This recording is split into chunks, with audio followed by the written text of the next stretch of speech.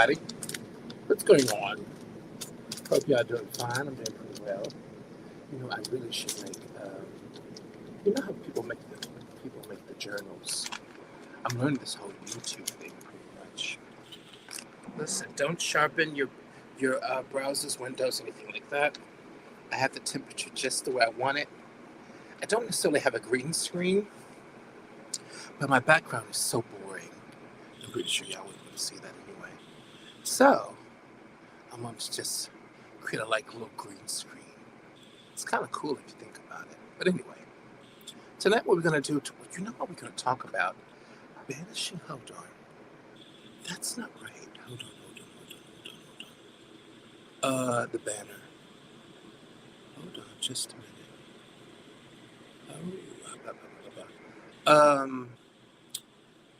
Media headsets. Yeah, we were actually gonna talk about ancestor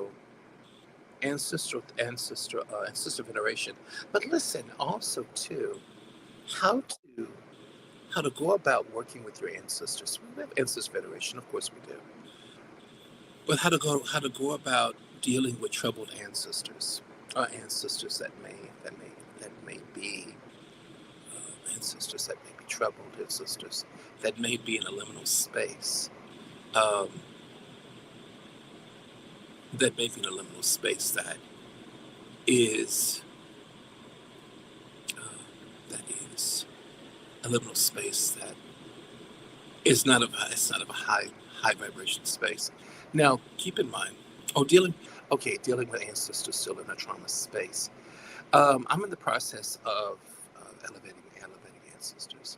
My grandfather, Robert, as well as my grandmother Molly, in the process of giving them libation as well as giving them love and care. Ancestor veneration is a major part of voodoo and conjure, absolutely.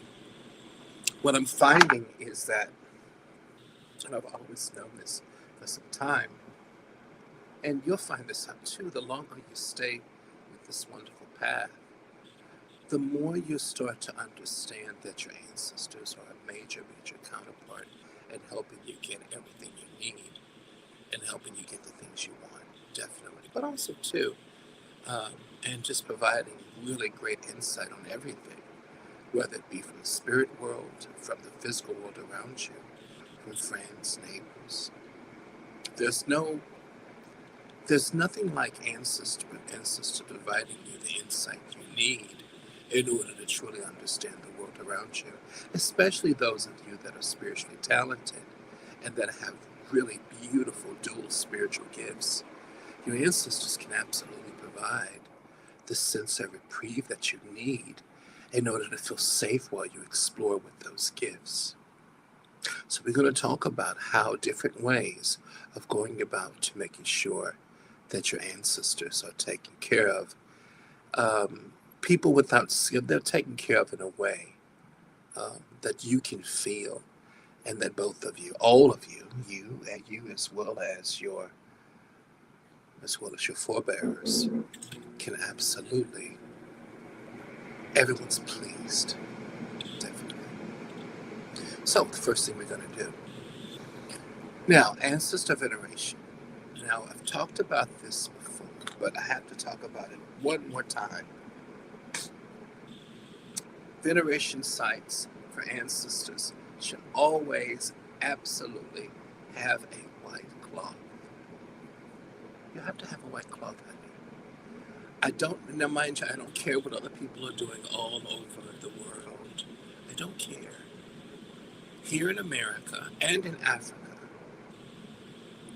and mind you, I think this is pretty much the same for everybody. Because a lot of times, I know what folks are going to say. Well, other people have ancestor veneration spaces, and they don't have any white cloth on them. True. Very true. But a lot of times, a few of the spaces you see that are venerating ancestors are utilized are usually in businesses. Those are not veneration. Those are veneration spaces, but they're not necessarily the type of ancestor altars to give peace as well as to release from trauma, from trouble, and elevation to ancestors. Those are relying on the assistance of ancestors to provide a certain type of shade and or assistance to that business, to that domicile, and or to that group and or organization. Now, if you've been in, let's say, Peking, if you've been in any Chinese restaurant or any, like, let's say, going to the nail salon with those wonderful, wonderful people from Vietnam, any Vietnamese restaurant, any Vietnamese space, a lot of times you'll see a bunch of red and gold. Now, red and gold is known for all ancestors to go about. It provides a sense of real red is a color that they absolutely love. It reminds them of the very blood that flows through our bodies. But also red has a lot of really beautiful shade that ancestors can absolutely attach themselves to when ready to manifest in the world around us. Gold, of course, reminds ancestors of riches, wealth, and abundance. Not so much as riches, but abundance. Gold also, too, is, this is something quite funny. When I was 10 years old, when I learned from my grandmother, I used to watch my grandmother. She used to, of course, make concha candles. And she used to put gold glitter inside those concha candles. And I'm like, Nana, why are you putting gold glitter inside concha candles? And my dad would tell me all the time,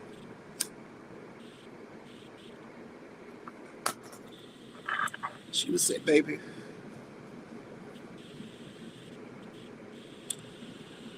rest assured, the only thing that's, this is a black and mild, not black and mild, switch to sweet. The only thing that love gold and glitter more than babies is ancestors. And I said, why, Nana? She says, because it captures imagination. It captures, it glimmers, it shimmers. All beautiful, all beautiful face spirit, all beautiful good spirit, especially elementals from nature, all wonderful spirit of nature, and as well as our own ancestors, our own forebears of the spirit world. They love glitter. It shimmers and shines and radiates the light of the sun. It radiates and magnifies any light around it. And ancestors are always going to go towards anything that is of light. So she's telling me all the time, she says, listen, if you really want to get the ancestors' attention, put a little glitter in your work. That'll get their attention. And sure enough, I have done so ever since then. Usually silver glitter or gold glitter. Now,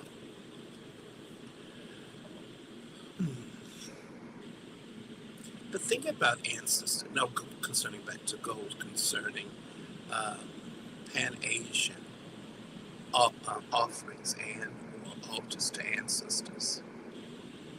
Those altars necessarily, let's say in the Vietnamese nail shop or in that Chinese restaurant, usually at the front awning or front door of that restaurant too. That, mind you, that's a very important place too as well, so that ancestors can protect and or guide anyone walking through that door to make sure that trouble doesn't walk through that door, and everyone who walks through that door is willing to pay good money. So it's ancestors mitigating other people's space in a really beautiful way. But again, these are not veneration. Well, they're veneration altars, yes they are. But they're not altars to elevate ancestors. And as African American people inside this country, it behooves us to venerate our ancestors, to lift them to higher spaces. Why? Specifically, it's because of this. Many of our ancestors toiled. You are exactly 4 generations from slavery. 4 generations from slavery. Some of you less than that here in the United States.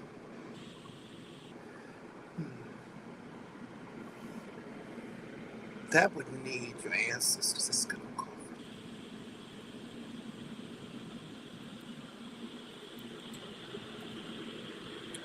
being so close to something that was so detrimental to the human soul. And for over 400 years, that's generations on top of generations. I want you to understand something. Now, I'm going to look up how many generations 400 years is. Let's see if I can get my wireless typewriter to write it. Hold on.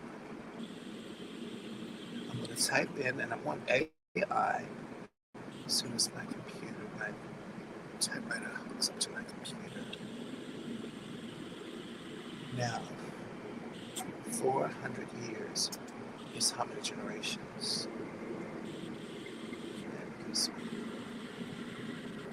400 years is how many generations? There we go. 400 years is how many generations? 13 to 20 generations. That's a very long, that's 13 to 20 generations. Now, mind you, this is very informative. The 20-year gap equals 20 generations. Parents having children young. 25-year gap equals 16 generations, a common historical average. So it's 16 generations. 30-year gap, usually that's going to be 13 generations. Parents having children later in life. So at a 25-year gap, that would equal up to, it's probably 13 to 20 generations since people were having children or forced to have children at different rates of age.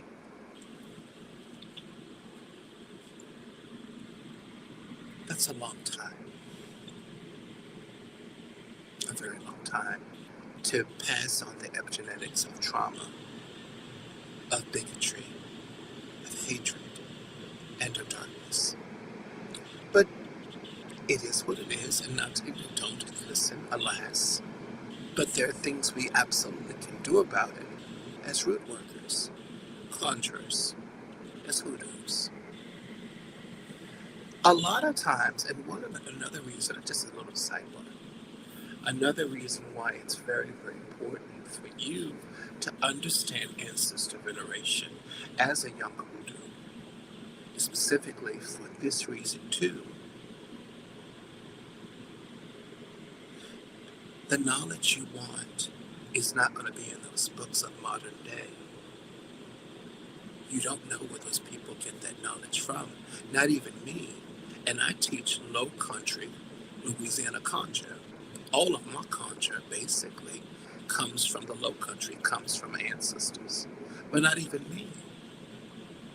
Only your ancestors can really give you those downloads. That's what young folks call it, downloads, those wonderful inspirations to guide you where you need to be. You have to keep that in consideration, and you have to understand that for what it is. Only your ancestors can provide that type of teaching to you in your specific way on how conjure was for your family. So you have to keep that in mind. Now, about the altars you usually see in those wonderful spaces, those are what's called working altars. And so that's basically how folks have learned through the centuries how to put their ancestors to work. Red and gold, place of business. That means that their ancestors are placed in those spaces in front of the store, usually by the front door, the door that customers walk in. They're making sure that their ancestors arrest and or stand salute or stand at attention to everyone that walks in, being the main intention of that person who owns that business is to make money. Red and gold is the color of putting ancestors to work. That red gives them the life that they need, or that life that they feel, to hold space once again in this beautiful physical world. While gold is the promise of what is to be, a shade that you and them can both share, the shade of abundance and the shade of prosperity for you, as your ancestors share in that much, much luxurious understanding of energy, baby, which is abundance. Also to remember, mother is the abundance of prosperity. So, this is the reason why ancestor altars or true ancestor veneration spaces that are meant to lift up high, lift ancestors high, to lift them where they need to go. This is why they always must have a white cloth on the surface or platform you're setting the glasses of water, the foods, the liquors, the coffee, the Bible, the rosary, the pictures of your wonderful ancestors, those without skin, those in spirit that hear my very heartbeat, those that created me. The surface of that space should always have a white cloth. That white cloth has been holy and has been part of the ancestral space for hundreds, for tens and thousands of years. And in almost every single African folklore concerning the space of the ancestors, for instance, like the place you saw in Wakanda, the place of the ancestors, the world of the ancestors, and most folkloric African practices of antiquity. This space is heaven for us, and it is a real thing. The place of the ancestors. And yes, most of them do dress in white, specifically because white is thought to be the color of Obatala or every other African god of incredible wisdom, being that he, whatever his name, in Santeria Lokume, his name is Obatala. Kanduble is something else. I forget his name, Kanduble. But in Santeria, it is Obatala, the father of all Yorisha, and the father and creative spirit and knowledge of all physical and spiritual creation. And his favorite color is white, and we wear white in celebration of him. Now, that's why our ancestors are white, because we understand the world that our ancestors are in is his world, the world of Obatala, or the world of the highest of known, the King of Kings, the anointed King of Kings, Father, anointed Father of fathers, the anointed creator of all physical and spirit. White is in honor of him as it is in honor of us, when we're no longer in skin. Absolutely.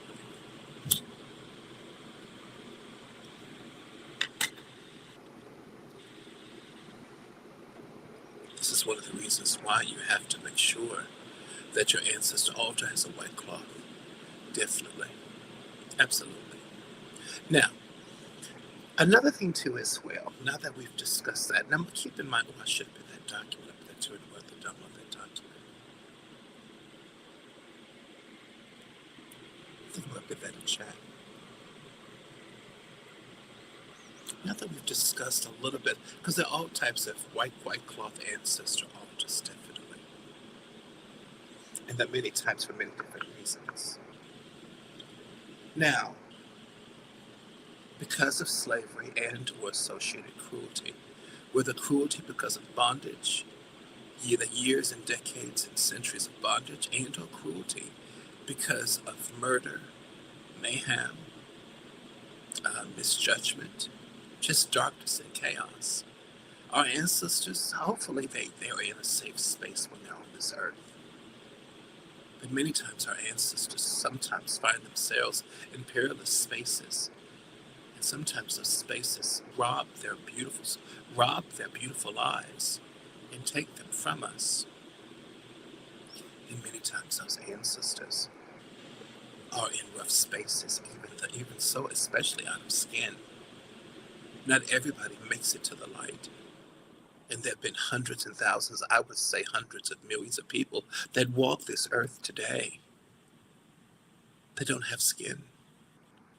And they're in a liminal space that is a membrane away from our world, a world of their own, where things are dark, they're maligned, they're crazy, they're literally absolutely insane.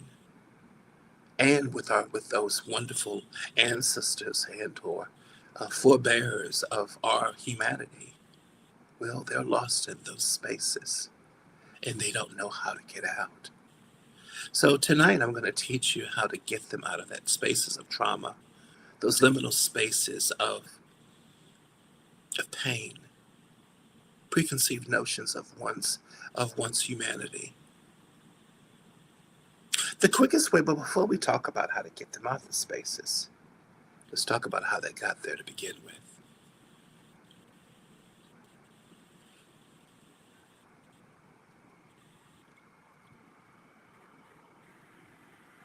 In every religion, they teach you one thing when it comes to ancestors passing. Most religions of antiquity. They teach you to be happy. Shed your tears, for your heart is broken, for though your loved one is not near. But make sure your tears do not live longer than your words of mourn. For that mourning will become a mourning song unto those you've lost, and will swell their heart with sorrow. And that swelled heart will be too heavy to set them free. That's basically saying, cry as you must. But also, in that this is just a saying that is spread all across humanity for thousands of years. Our ancient ancestors knew this very well, more so than us. My Aunt Nellie's not here, and I'm going to cry my tears. But I'm going to make sure that I find laughter and joy after those tears, because I want to let her know, yes, I will mourn you, but I am happy for your existence. I am happy for your life. I'm happy that you lived. I'm happy that I broke bread with you. I'm happy that I loved you. I'm happy that you were in my life. But I have to set you free. We have to learn to set them free, because our tears of mourning oftentimes makes it very heavy. It makes it very difficult for many of our ancestors to move on. Now, sidebar, and there's many of those little sidebars. We have to go ahead and release one thing and one thing alone. And it's been programmed, it's been distilled into us for hundreds of years, maybe even thousands. No, hundreds, because this is a modern day understanding of death. The process, the great transformation. Many of our ancestors of antiquity, they understood that there is a place of existence that we cannot go with this skin. A place that we cannot be, but they can. And that our ancestors do not die. They change. They go someplace else.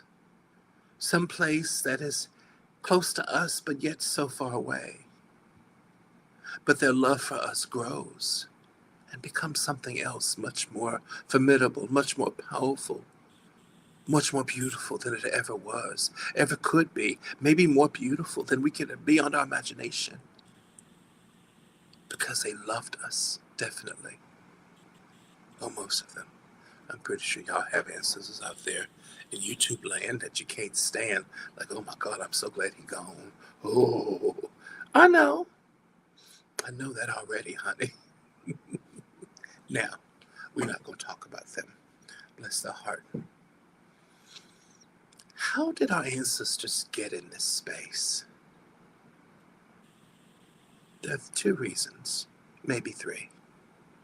Though the reasons can be the natural circumstances of fate and circumstance is just about it. It's countless of ways. It has many eyes and many legs and moves forward in countless aspects of and quantum spaces of destiny, more than there are grains of sand in the world. But two are reliable. And I know that I've come across too many spirit people and psychic readings. Notice I don't say the dead. No one's dead, honey. Not the love that I felt that these people feel for their descendants.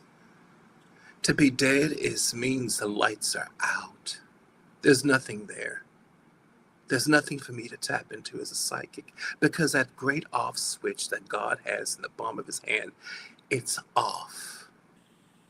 Cut off all of it, spiritual, physical, all of it. It's all gone. All of it's gone. There's no such thing. we change in the most miraculous and most beautiful way. Now, the two things that can cause this, of course, is a death that was quick and merciless, a death that was contagious in its contagious and outright debaucherous in its cruelty, and quick as well. The first, of course, is religious dogma.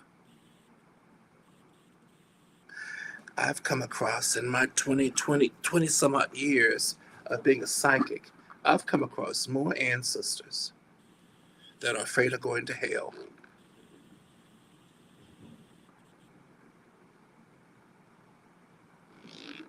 This is what was been told to them. When I tell you this programming, it stays with them into the other world. It stays with them. It doesn't go anywhere.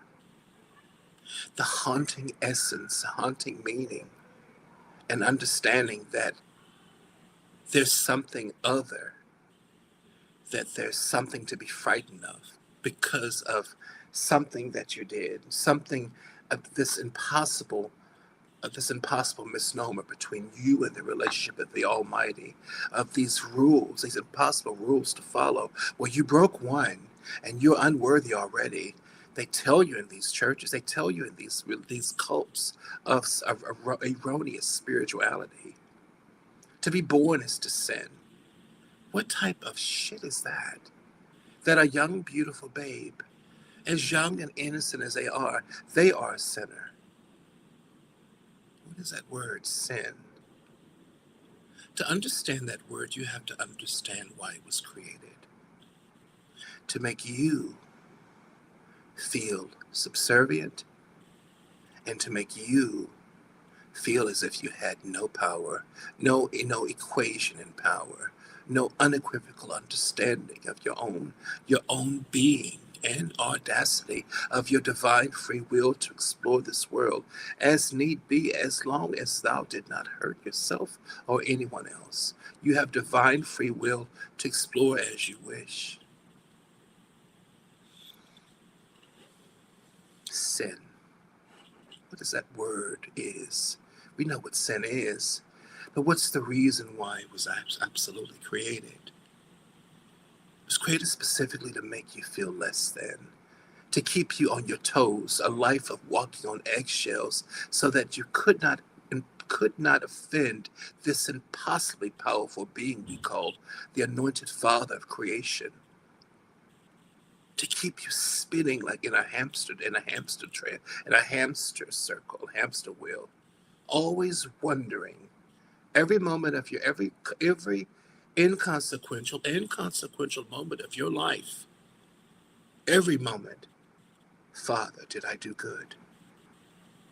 Father, did I, to literally micromanage it minute by minute, second by second, watch your life to make sure that you did not offend this impossible God of the ages, who is wrathful anyway, and who may by any moment, depending on the degree and decree of your sin, may sentence you to fire and brimstone, because he can, and he has the power to do so. That's not a way to live. And most of all, it's not the truth. These things were passed down from very wealthy, learned men, quote unquote learned. Yes, they were learned. They knew how to manipulate people through the ages. But to be quite frank with you, to manipulate someone, they have to want to be manipulated. They have to be open to the manipulation. They have to have had not no self-worth as it is. Because you cannot manipulate someone that has a well-rounded understanding of who they happen to be. It's impossible. It is.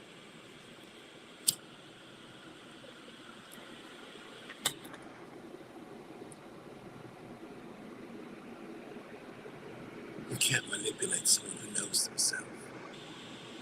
Because they're going to see right through this rhetoric. I'm not a sin.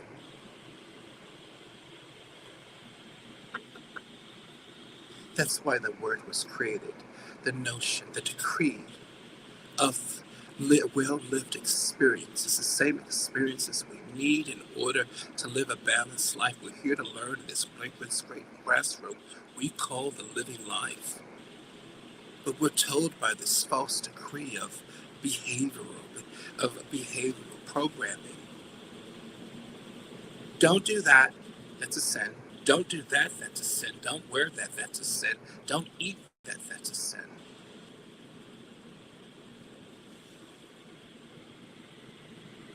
It used to not be that way in the ancient times. Most decrees that were handed down to the populace from the gods were decrees that keep people healthy, wealthy, and or in a constant search of discovery for themselves. Many decrees that were handed down, let's say in Rome, or even in ancient Africa, many decrees were handed down to people. I guess you would call these the first commandments, depending on what nation and or tribe you were in. These were told to people to keep them safe, to what foods to eat, to what holiday. These things were done specifically out of love to make sure that these people lived well-lived lives, but within the custom of those nations. Custom, of course, connects a certain populace and demographic to each other. These customs become a huge part of the individuality of these tribes and demographics. For instance, Judaism, Catholicism, but Judaism is a much more. There's so many customs and ancient decrees for ancient Jews to live by. These were never denounced as behavioral decrees, as if those citizens were bad. They were done specifically so that these people can live concerning what they thought were the laws concerning Jehovah or Yahweh. But many of these decrees were common sense to make sure that their lives were safe, that they were equal, that everyone was equal.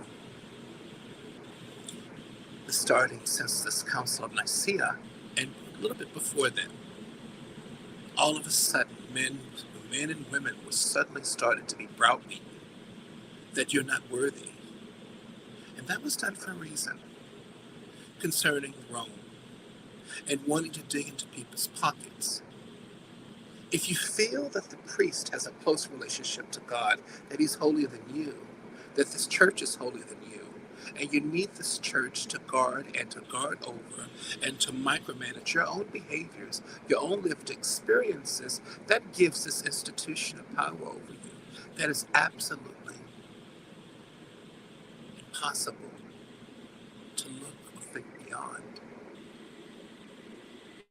For generations, mankind has been browbeaten, as well as browbeaten and, sweet Lord, what is that other word? We've been browbeaten and, I was one word to say shadow banned, but no, not shadow banned. Made to feel low, impossibly low. Browbeaten, dog whistle too.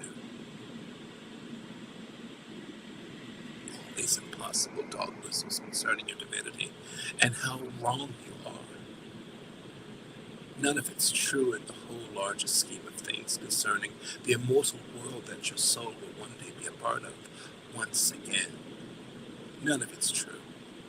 It was meant to control you, control the money in your pockets, making sure that it goes right to the people that were telling you that only they can save your soul. Only they can save you from the eternal fires of damnation, which they made up, by the way. They had to create this scare tactic to have you well behaved. But they wasn't worried about your behavior, because many of these priests that created these rules, they were some of the most debaucherous creatures that ever walked this earth. And still are. Completely debaucherous.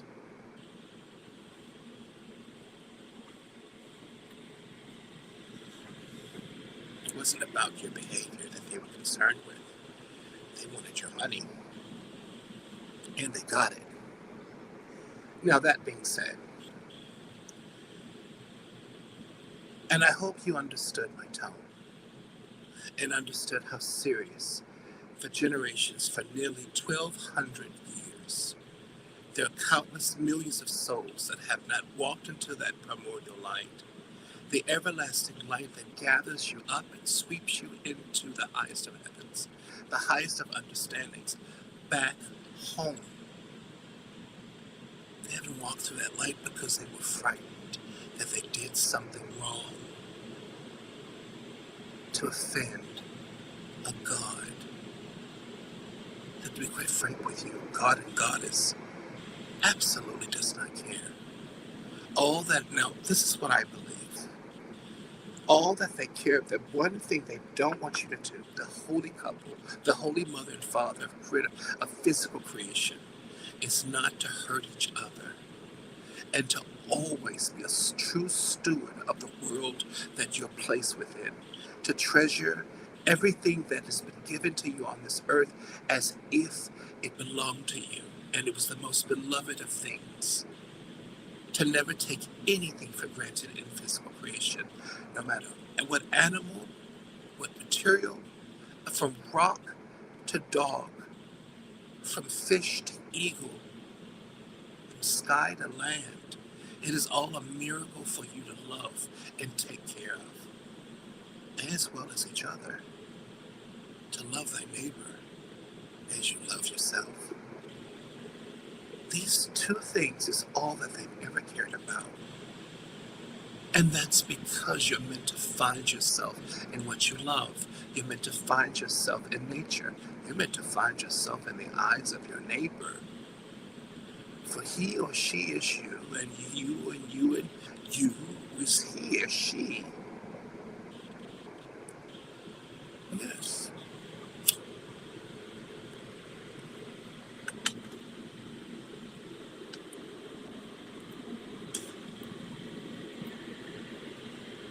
That but they spent centuries telling all of you that you're nothing. Even being born as a little baby, that you're born a sinner. And if you're not careful, you're going to go to hell. That programming is deep. It passes on with you. It's something that seeps into the marrow of your humanity, the marrow of your subconscious, the marrow of you. And if you don't think you take that with you when you breathe your last breath, I can sell you Brooklyn Bridge for a nickel. I'll give you 2 pennies back because I like you. You take it with you.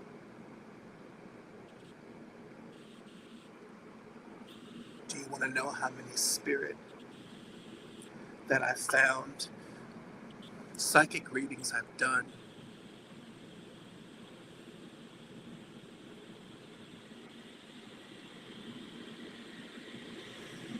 mediumships, medium sessions, psychic readings, seances, paranormal investigations, countless experiences of me talking to spirit, talking to some individual, no longer in skin, frightened, acting out usually very badly, by the way.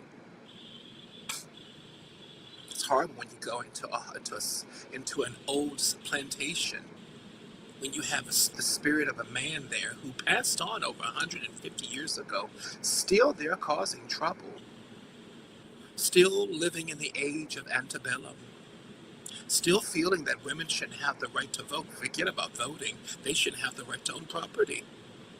And these women that come in these short pants, these short dresses, he wants to drag them downstairs and pull their hair.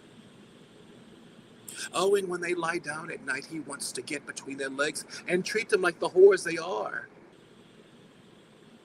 That was a real haunting that my grandfather, my grandmother, and I took care of.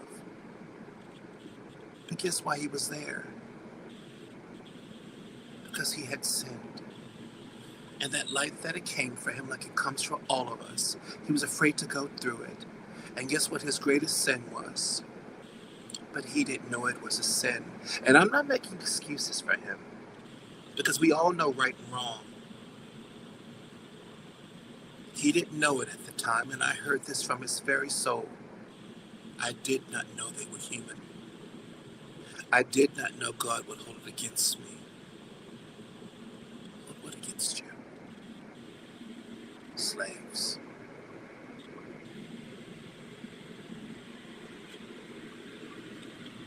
Okay.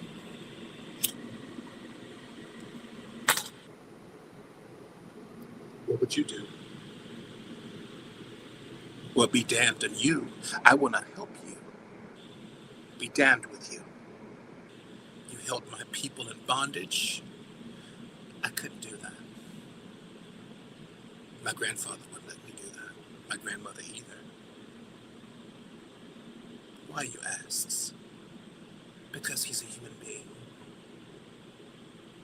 No matter what my politics are, no matter how virtuous I felt he was, he's a human being. And everyone, and I mean everyone, no matter who they are, they deserve to taste the sweet love of that light. Trust me, from mass murderers, mass murderers, people that are horrible,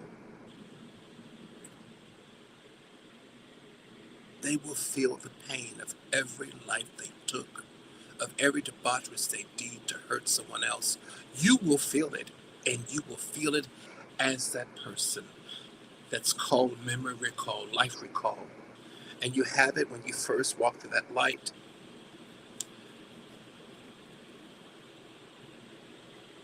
It's worse than hell. And it happens like that. Every single person you hurt, you feel their pain. And it comes at you so quick. It's faster than the speed of light. Because you're in the liminal space.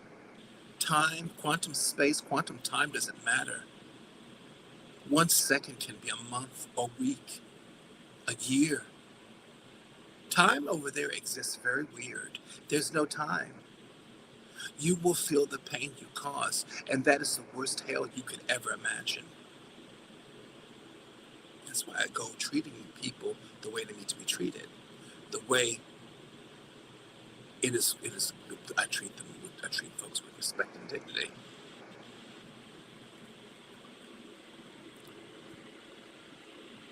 I don't want my recall to be a time of regret.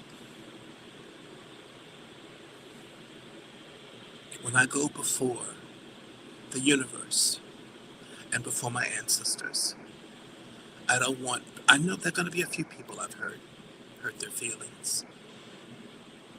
It's unavoidable. But that's not a sin. The universe does that specifically because we're here to bond anyway. So you didn't bond with them then. You're going to bond with them now.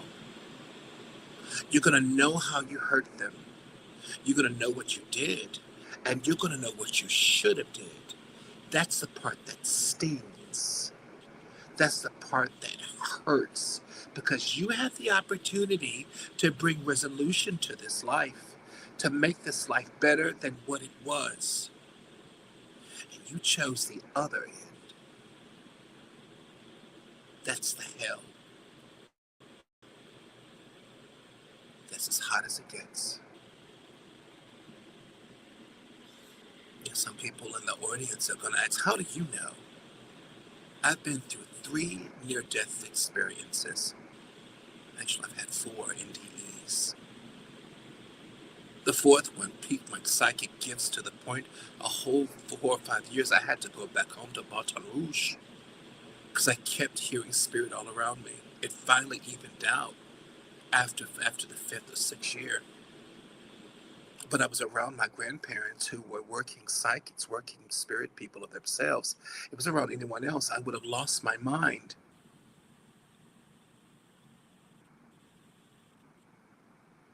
I began to understand that fourth near the NDE really opened me up to the universe. There's pretty much nothing I can't find out. I usually tell my clients and friends I'm the nosiest. I'm the nosiest root worker there is. It's like there is. It's not something to be, not something to pause at. No, of course not, honey. It means I keep my ear to the ground. I can hear trouble coming. I can smell it. Mm. Here's what you do. I smell trouble. Let's take charge before it comes to your doorstep knocking. You'll be prepared. That's my job, amongst many other things.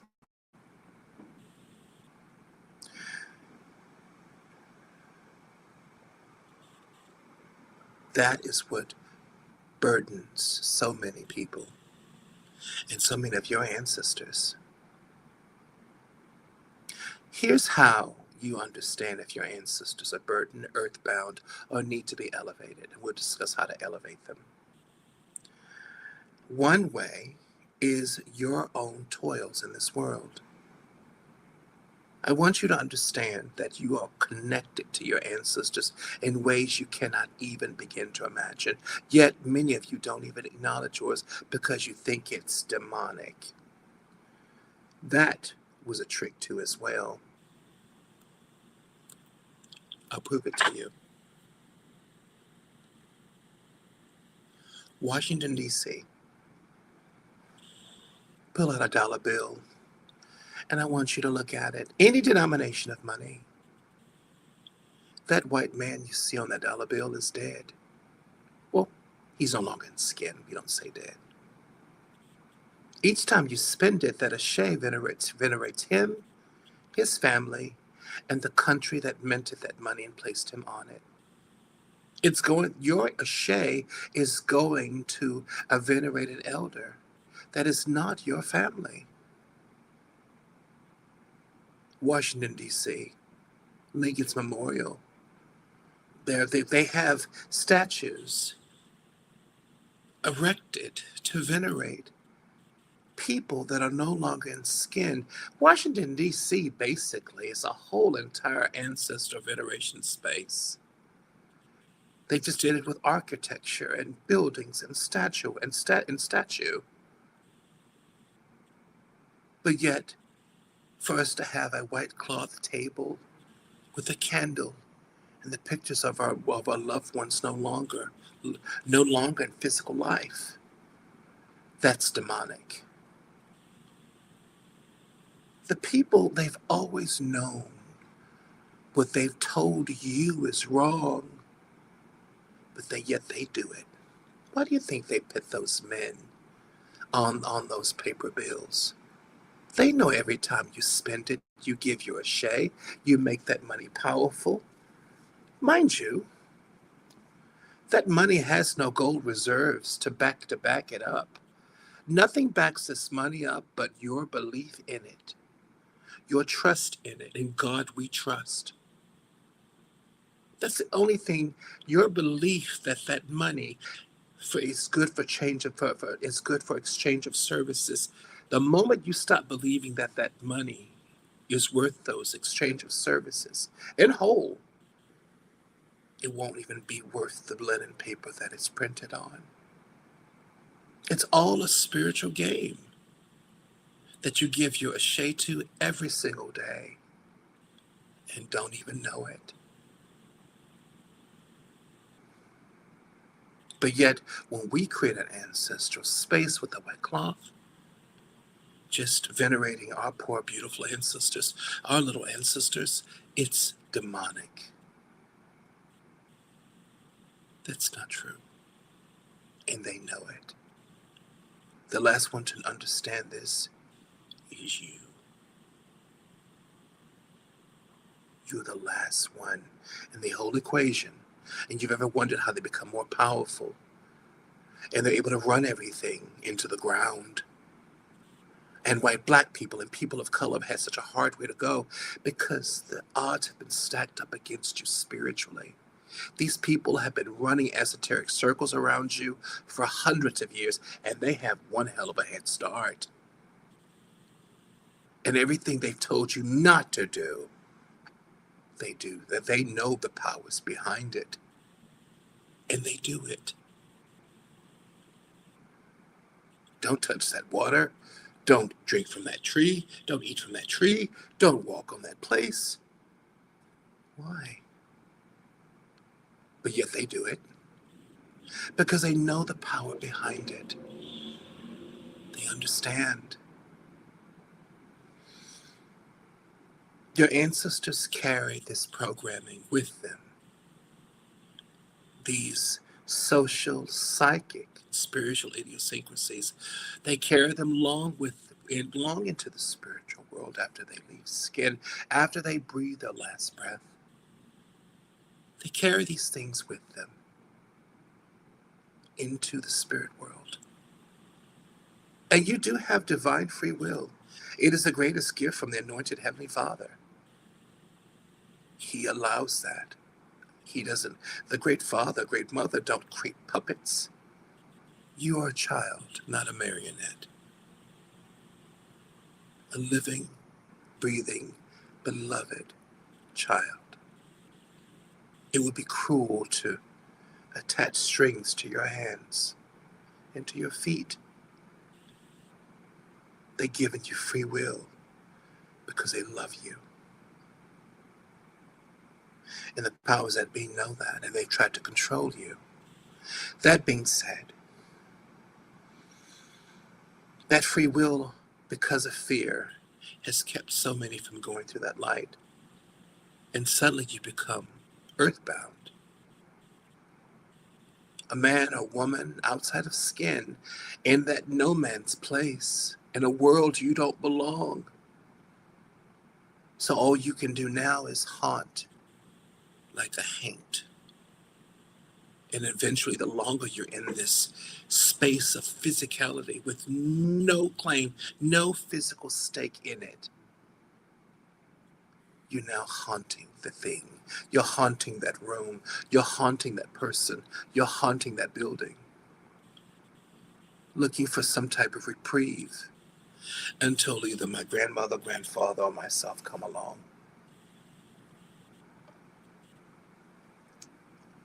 To set you free, hopefully.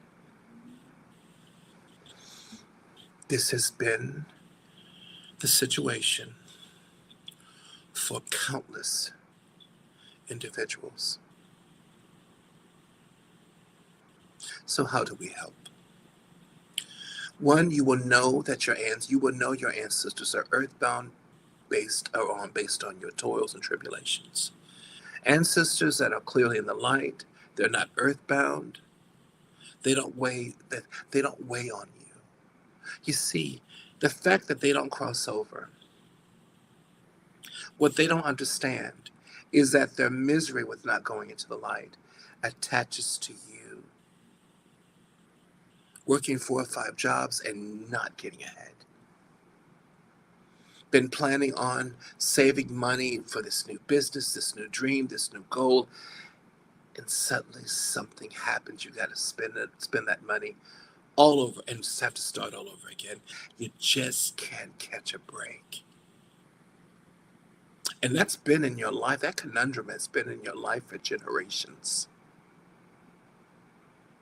That's because your ancestors, there's a few of them that are earthbound, and they are weighed and burdened, and you're their blood, and they have first connections with you.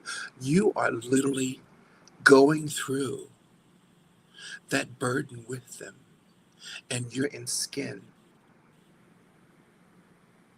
And especially if they were whipped, hurt, maimed, and their lives were taken suddenly. Now you feel as if you're going through the same thing. Waking up with panic attacks, fears of things that don't even exist anymore. Looking at white people, oh God,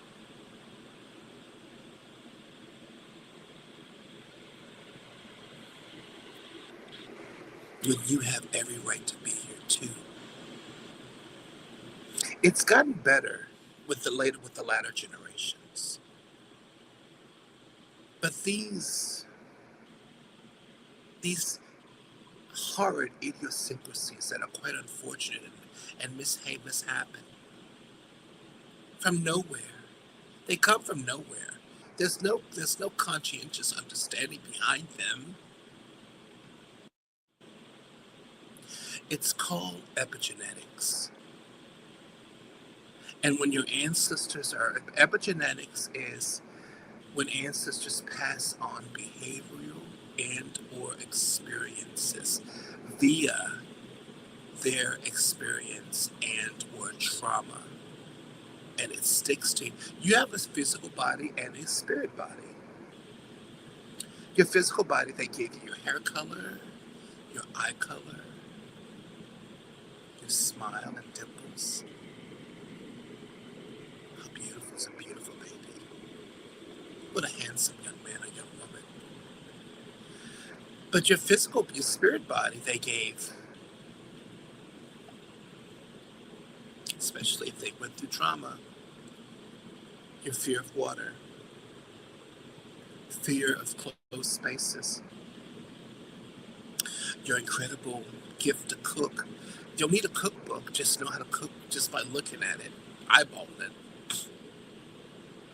Your gift of roots, and you're not a root worker, but yet you share your wisdom can your wisdom can figure next to some of the best root workers there is. How can you do that? Just a natural root worker, natural spiritualist, natural psychic. You know things that, but how do I know that? Epigenetics. Somebody in your family line was a psychic. They passed it down to your spirit body.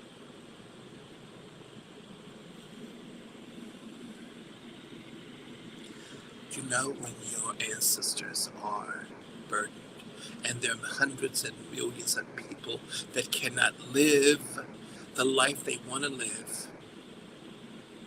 They've done everything they could. They worked their booties off. This burden is not yours to bear. Somewhere walking this earth is someone closer to you, closer than your next breath. And they're wandering this earth in pure, unadulterated anguish, misfortune, bad luck, sheer debaucherous determination that is maddening. And that is their daily breath in this eternal understanding of depravity.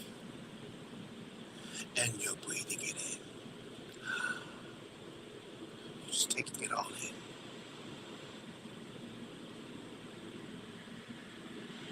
And you didn't do anything. I know I have spoken and hit on situations that many of you go through, and you wonder why you can't seem to get ahead. You're always praying. You're always, always doing your best. This is why. And you didn't even know. Let's talk about how to handle your ancestors out of the situation so that you can breathe and so they can too. Here we go. Now, the one thing I want you to understand is candle work. Candle conjure is one of the best ways that you can go about giving your ancestors, especially those that are earthbound, a sense of reprieve, lifting them high, finally giving them resolution into the light as you give yourself a reprieve and single-handedly watch as your whole life single-handedly comes together in the way it always should have been. Before I start giving you an example of how this works, I want you to understand, kiddo, This had nothing to do with you. Though you're living the struggle of eternity, the struggle that going through these trials and tribulations, walking in spaces your feet never touched, breathing in wretched air of curses and wretches that your lungs were never meant to be filled with, feeling psychological subconscious terrors that you never experienced, ever. These are not your burdens to bear, and I'm here to tell you how to get rid of them and send your ancestors into the highest of heavens, to send them into the light finally, to send them home. It's what you need. This blue candle is going to become your best friend. The very bottom of it, you put their name and birth date. The very name there. Now, mind you, if you do not know who these ancestors are, many of you are not going to. I get it. But those who you know, you put their name and birth date at the very top. The body of the candle, you write a wonderful affirmation. Hold on, what a really great affirmation. The highest ancestors. Ancestors of the highest good of such and such and such. Those that have walked into the light and to the resolution of the highest order of eternity. Something like that. Bring all of my fallen and lost ancestors into the light of eternity, into the salvation forgiveness and love that is the highest order of life, love, and care. Release those that are still abandoned and earthbound into the highest of heavens. Relieve them of their turmoil as I am relieved in return. You put that on the body of the candle. Then under the candle, you put under who is meant to be elevated. If you don't have anyone to elevate, if you don't know the ancestor's name, choose an ancestor you do know. I don't care if it's great, if it's Auntie Almeida. Now, mind you, she's already in the light. She's not earthbound. But I bet you she knows who he is. Because understand, if you have went through that light, you can come back and help those that need assistance. By the way, I'm looking at the camera. This is why I love wearing my royal blue. What I do for a living is give ancestors reprieve. And that's why I wear the blue. I show the spirit world. I'm here to help. I'm here to help you. Come unto me. I can help. It's just a simple annotation to the spirit world. Between me and the spirit world, I'm one of the helpers. In case if you were wondering. Now, on top of this glass and in the candle, you're going to dig out a little hole, put the wax to the side. You're going to put in honey, 2 or 3 drops. Taste a drop for yourself. Delicious honey. And then put a few drops in that little hole. Dig that space out. Dig it out. Dig it out. Dig it out. Dig it out. There we go. Dig it out. Then put the honey in. Now we're going to use eggshell powder. Eggshell powder. You can find eggshell powder on eBay. On Etsy, or you can find it on Amazon. Just eggshell powder, powdered eggshells, called cascarilla. I like to use regular eggshell powder. It works beautifully. Then we're going to choose cowrie shells. Now, the cowrie shell amount is it's very precarious, and I'm going to show you how to find out the amount you use. We're going to use numerology. It works, it helps, it's fabulous. If you're going to use yourself, for example, your date, month you were born, date, year. Take the month you were born. I'm born in April. I'm born in, let's say, April. That's 4. The date, 6. 4, 6. The year, 19, blah, blah, blah. 1973, honey. Now that 1973, 1, 9, 10, 73, 7, 8, 9, 10, that's 10, 10. 10, 10, 20. Go down further. 2, 0, 2. Now take that 2, 4 and 5, 9, 9, and a 4, a 4 and 6, that's 10 as well. Put them together, 10, 10, 10, add them together, is 20. 2 and 0, 2. My number is 2.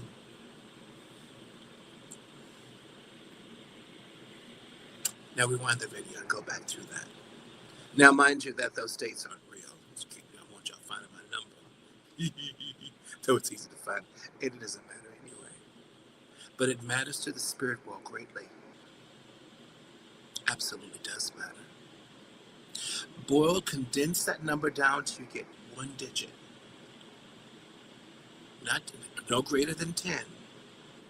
Because your numerology number, your spirit number is always going to be 1 through 9. Choose wisely, always. Now, mine is going to be 2. Pick 2 Cory shells. I use a specific shell in this sojourn. It's called the money shell, the money Cory shell, because this service has to be paid for, and that most money Cory shells connect directly to the ancestors. They connect directly to the ancestors, to the Eguns. That money's to pay for the service, to connect to, not only pay for it, but connect to them. Go through that. Use rendered numerology for that ancestor, and that will let you know. Also, to whatever number you get, that number. Okay, hold on. 9. Hold on. That's 9 and 6. 4 and 6. That exactly right there. Yeah. Always remember that number is very important. It's super, super important. But also, too, in my numbers, I got a bunch of 10s. 10 is a number of God. How many 10s did I get? 3, the Holy Trinity. Let you know a lot about me. That I'm meant to be doing what I'm doing. The whole process of numerology is by sidebar. The whole process of numerology, those numbers, you have to understand this universe is quite mathematical. You can find a lot about numerology as you render those numbers down to a single digit. There's so many. I should do a Patreon about that. Speaking of Patreon, by the way, I do have a Patreon. It's called Timeless Hoodoo in Patreon. It's a wonderful space to be. Absolutely wonderful. I think I have my Patreon listed in some of the videos. I'm going to list it in this video here. It's a great place to be in. Great place to go. I have over 60 plus different projects to work on. Years and years and years of work. Hours and hours of reading. Probably months of reading to go through. All low country conjures. Low country spirit work. For your spiritual needs, definitely. Now, take this candle, honey, 2 Cory shells, eggshell powder. This is important too. You know the glass evil eye pendants, the ones made out of glass. Get two of those and put those in there as well. The blue and white ones, exactly. But they must be made out of glass. You can get those on Amazon as well. Put two in there to make sure that the evil eye cannot affect them any longer, because this is what's pestering them.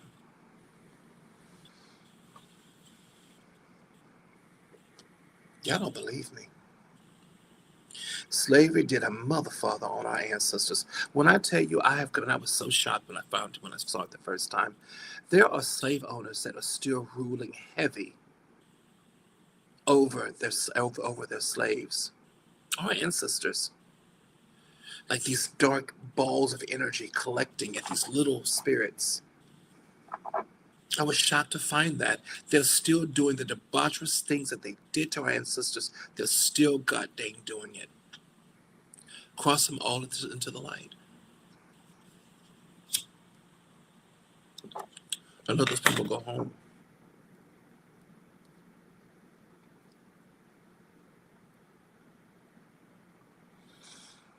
Now that blue candle is one really great way of elevating. You can also, because I'm actually elevating my second great grandmother and grandfather right now, and I've been feeling great all day. Now, there's something else that I want you to put in that candle as well to assure.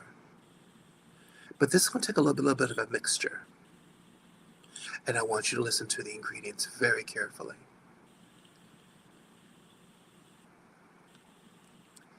You're going to need as follows: nutmeg, powdered nutmeg. Now, that's this mixture here.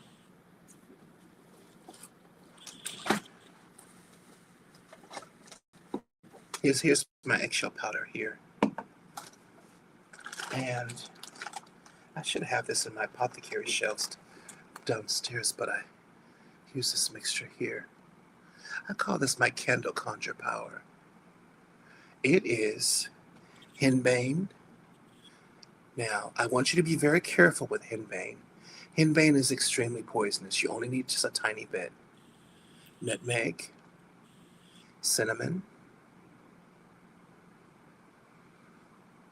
bay leaves, a lot of bay leaf powder, basil. What else did I put in here? Datura, devil's trumpet. Rue. What else did I put in here?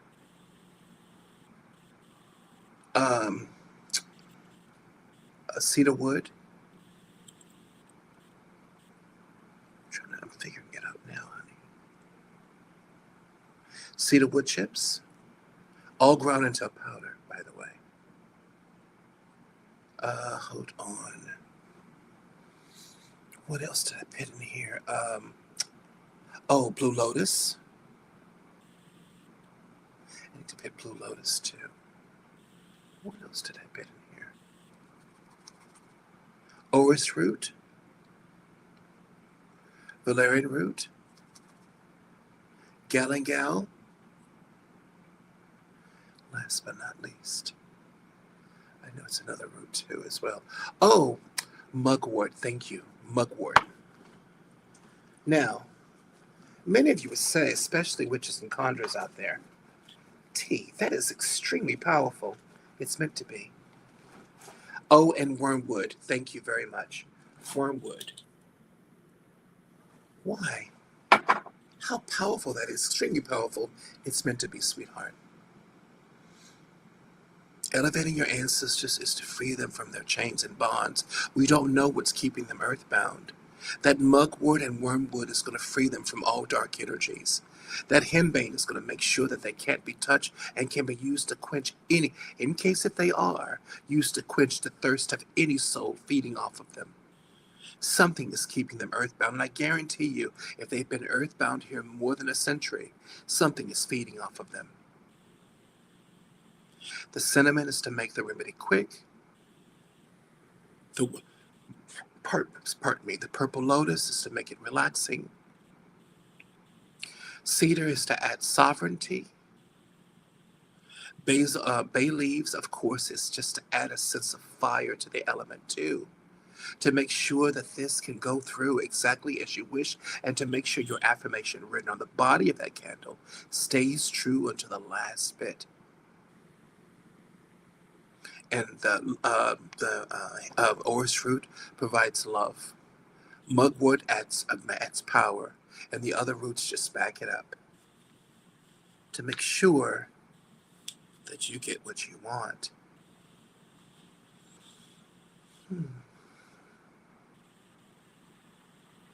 I hope this video provides you some remedy. Now, mind you, this is a great way dealing with ancestors that are still in the trauma space. Here's another way as well. Now, we're going to light a blue candle. Now, again, if you cannot find if you don't have the name of ancestors that are in trauma, do yourself, or find a nearest ancestor, lead matriarch, lead patriarch, an ancestor you do know. They could have crossed over. Already crossed over. No matter. Now, do not do this work on the ancestor. I wonder if you do this work on the ancestor altar. I usually don't. I'll do this work on my own working altar, such as that up there. That's a working altar up there. I have it in my bedroom. Because I'm always working. I like working in my sleeping space because it just makes me feel good. I can look at my work at nighttime, look at all my candles at nighttime. Though the clients can't, some clients' candles I don't keep up here. I keep them in the other room there because it's just like, oh, sweet Lord, there's too much going on and I'll never be able to sleep. I wonder if this can be done on the ancestor altar. I'm going to take that back. It can be done on the ancestor altar, but give it space. The furthest end of your ancestor altar, furthest away from the white candle that's your lead candle on the ancestor altar, the very candle that your ancestors adhere to. Absolutely. And you'll find, now you know you've done it right. Now, mind you, place a little bit of that powder, the conjure powder we talked about. Now, also, too, finding henbane can be very, very difficult. Just hit me up. I cannot place the link here, but I'll provide you with the link. It's on eBay. Absolutely. You won't be able to find it anyplace else unless you propagate it or forage for it in wherever you live. I live in California. Henbane grows everywhere in Griffin Park.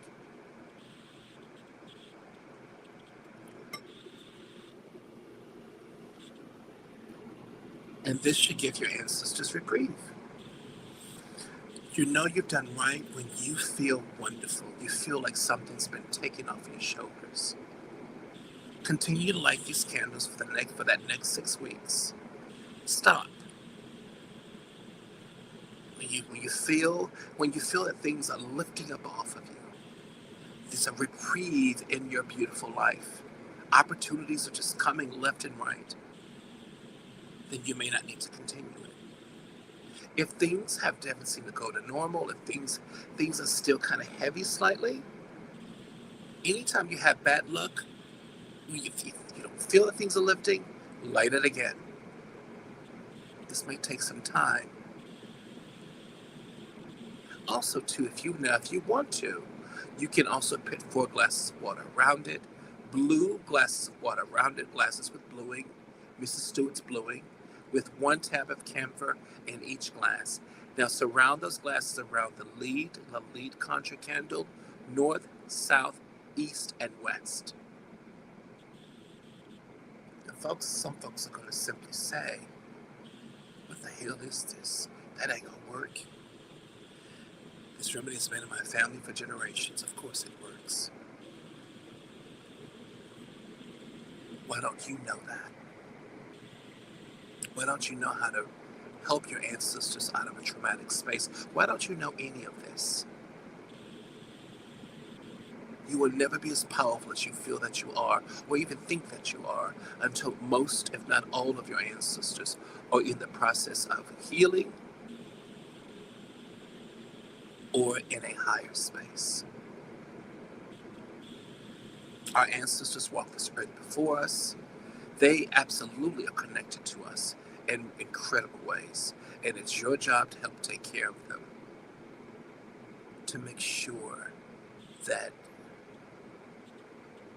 your just rewards are just that, your just rewards. And that trouble is from their brow. It's a worthwhile work. It changes your life in really beautiful ways. It's absolutely worthwhile. That's a really main way that you can go about. One of the only ways that I know of go about elevating your ancestors and helping them out of traumatic liminal spaces. Also, too, with the 4 glasses of water, well, of course, 4 glasses of water with the camphor, it'll provide a sensory reprieve that is absolutely incredible. And you'll soon find that, too. Always understand that you're not dealing with something, you're not dealing with this on your own. You're not by yourself. Plenty of people have been here before. And as always, if this remedy works for you, if it works, share it with someone else. Spread the word. This is low country conjure. Low Louisiana conjure.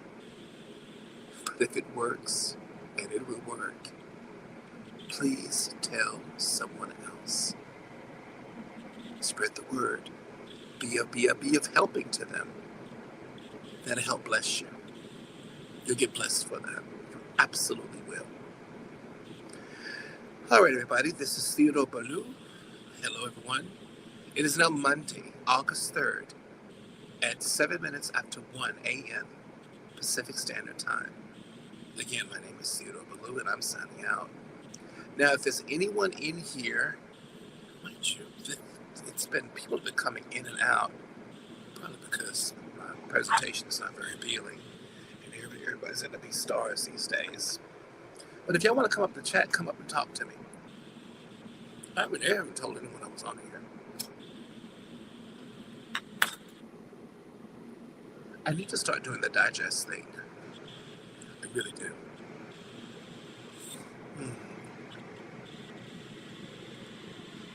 Letting people know that I'll be on here. I never do. All right, y'all. Listen, please be good. Please take care of yourself. And thank you so very much for your time. And I'll talk to you soon. Love everyone. Thanks again.